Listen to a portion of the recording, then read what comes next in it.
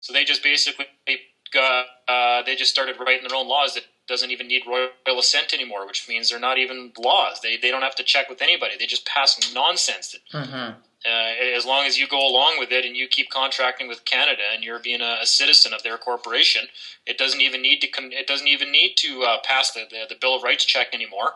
It doesn't. Nothing that they've passed since 1972 has received royal assent from the monarchy, which it's supposed to. It's just all nonsense. It's all bullshit, every single last piece of it. There's no point even reading the stuff to find the loopholes to get out of it anymore. Stop. What is that, Susan Powder from back in the early 90s? Stop the madness. Yeah. Stop it. Stop the madness. Just stop reading it. Stop caring. Just get out. Get out. Leave. I'm going back to the Republic. I'm going back to the Commonwealth. If you're in Canada, the Commonwealth already has laws. They're well established. We don't need this government. Go away. Bye. Thank you. Yeah, we have the same program here. In our Constitution it says, Congress shall create no law that supersedes or whatever the Constitution. And they've written law after law after law after law. We just need a major house cleaning or just get rid of the whole group altogether. And as you're saying, just go back to the Republic. We have everything we need. We don't need to be spending billions of dollars in pork barrel funds and all these other programs and military budgets and things like that these guys are really unnecessary. They're just money brokers, basically. They're not...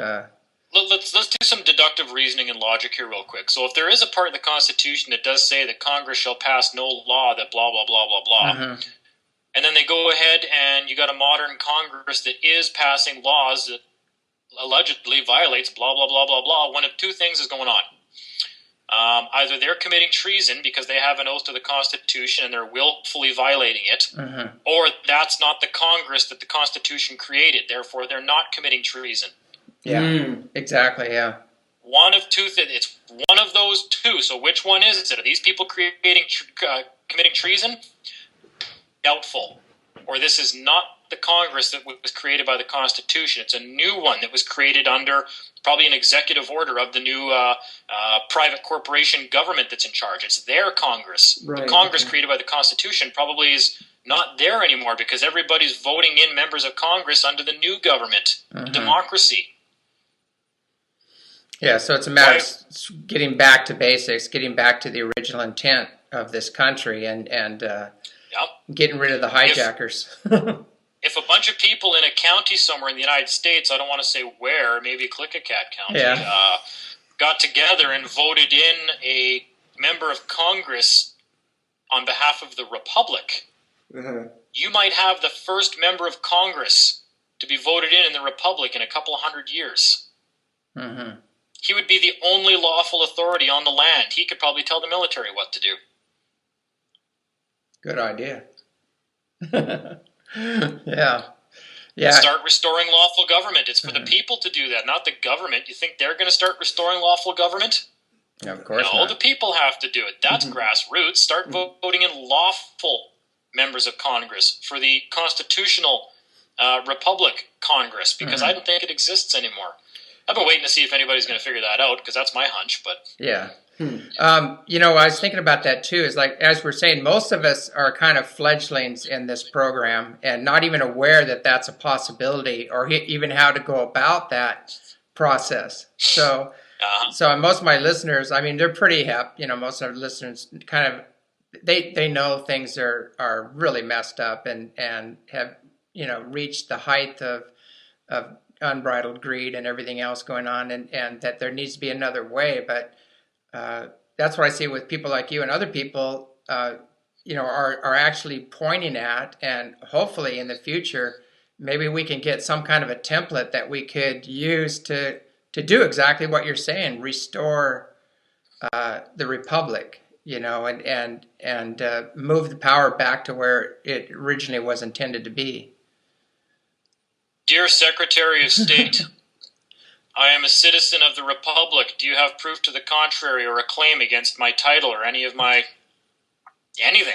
Yeah. You have a claim against me. If you do not reply in a timely fashion, 10 days, it is agreed that you agree with me. I am a citizen of the Republic. I am sovereign. I obey the Constitution. And I don't believe your government is the government created by the Constitution. Have a nice life. Yeah, that's pretty simple. That works. I can make it more simple than that. Just the finger. You're pointing at, though, that the Republic is there. It's there if we recognize it. If we recognize it and choose to claim it and choose to join it, to acknowledge pledge yourself to it. Mm-hmm. All right, the Republic is there for you to pledge yourself to. It's the same here in Canada. I'm going to be covering that actually at the Toronto conference. I'm not going to spill the beans on that one, but everybody's pissed off right now because last time I did my tour, I was charging I think $39 or $49 for half the places that we went, or $50 or whatever. It was real cheap, and shit, I couldn't even afford to pay the repair bills on my car when I got back home. It just made no money off it, kind of thing. So we decided, okay, I'm going to go back to Toronto and we're going to do one big one. It's going to be a whole weekend long thing. We'll put it up at a hotel. We'll charge a whole $250. Wow. Yeah. Oh my God, the shitstorm that's broken out online that people claim, oh, he's a shill now. Come on. He's sold out to the government. He's charging $250. It's like, okay, number one, guy, I got to fly there or drive there, right? It's 50 hours if I drive. By the time I get home, all this shit or whatever. So, there's a big controversy brewing online right now. It's only a couple people or whatever. The stupid thing that's going around, but there's conferences out there. Somebody just sent me an email today. They're like, dude, look what they're charging for this one. It was like a $5,000 conference. Totally. ECC stuff down in the States. I'm like, oh my God. Because we're actually teaching people the proper stuff. I mean, I know it's right. I'm here. I'm alive. I'm not in jail. I can prove this stuff, and it's only getting better all the time. So, but there's no question that that's some of the stuff I'm going to be talking about at the Toronto conference now for the people that do show up, because we're doing a filter process now. I don't want dumbasses coming out anymore. And this is all there for us. All we have to do is go and pledge ourselves to it, right? Right? If you were to walk into court with an oath where you swore yourself and your titles and estates to the constitutional republic, take a certified copy of that and take it into the courtroom with you, and you say, yeah, well, Justice, sitting on the bench, whoever you are, here's my oath to the Constitution and the Republic, and I've pledged myself and my assets, my reputation, my life to the Republic, created by the Constitution. Where's yours? If he doesn't have one, I guess you now outrank him.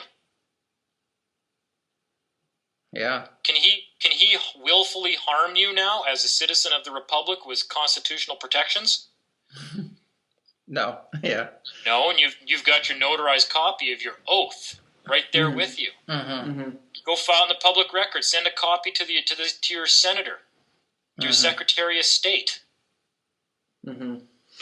So Dean, let's just look a little bit closer at that. I want to understand a distinction here, because a lot of times, people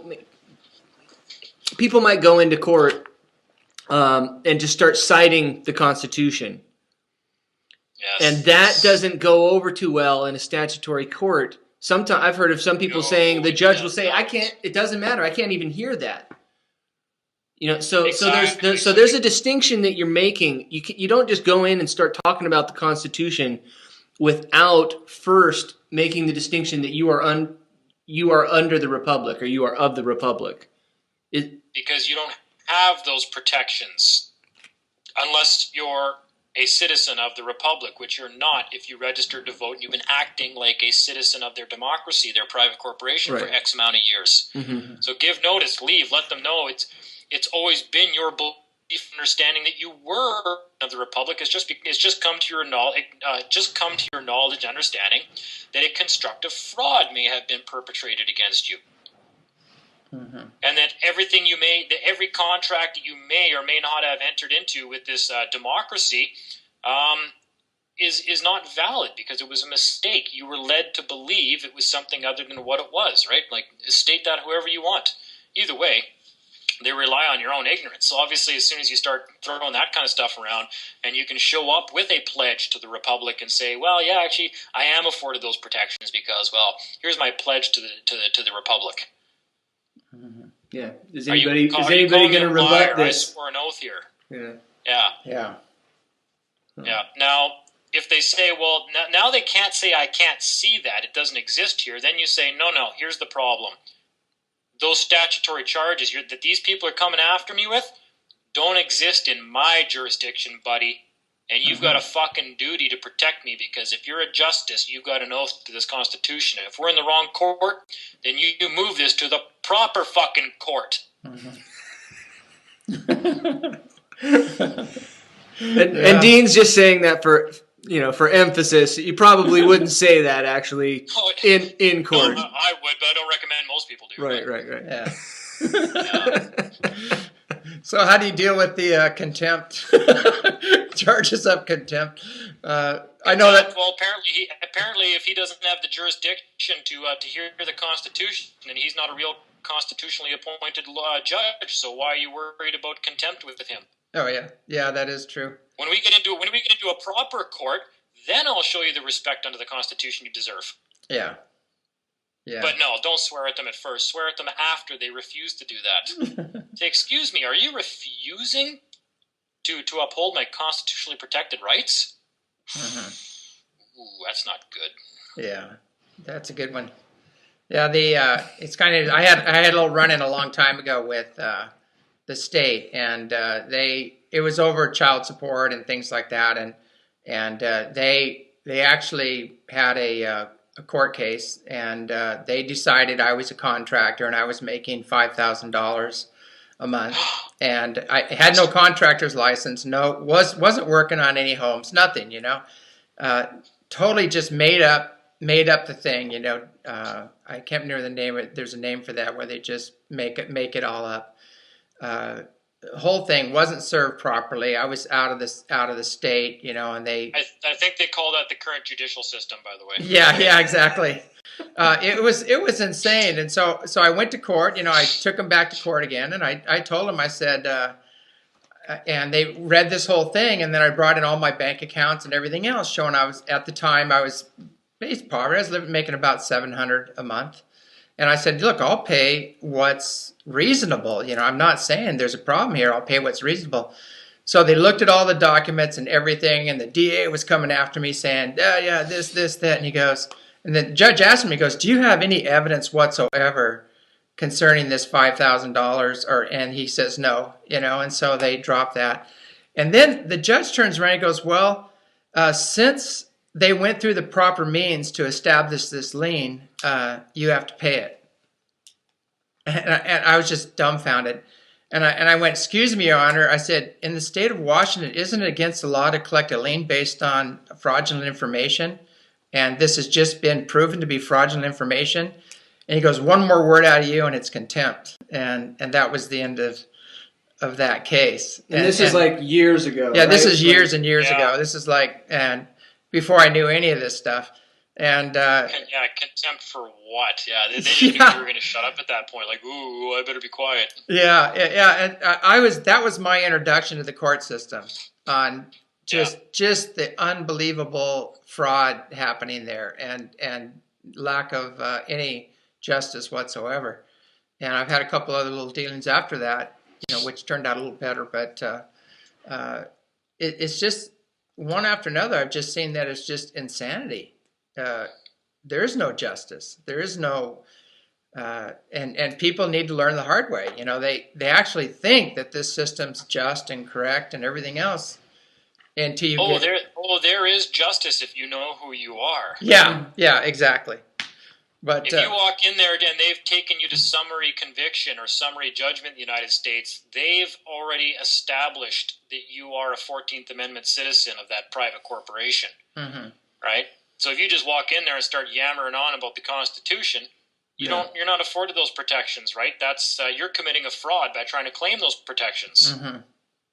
So you better clarify who you are first. Yeah. And then once you do, leave it up to them to say, no, that's not who he is. See this contract right here or something like that, and then have the judge mouth off at you, say, one more, you bring up the Constitution one more time, I'm going to hold you in contempt. You say, well, that's fine. I'm going to hold you I'm going to hold you for treason against the Constitution. Let's see who goes to jail longer. I'm okay with a contempt charge. How are you for a treason one? Yeah.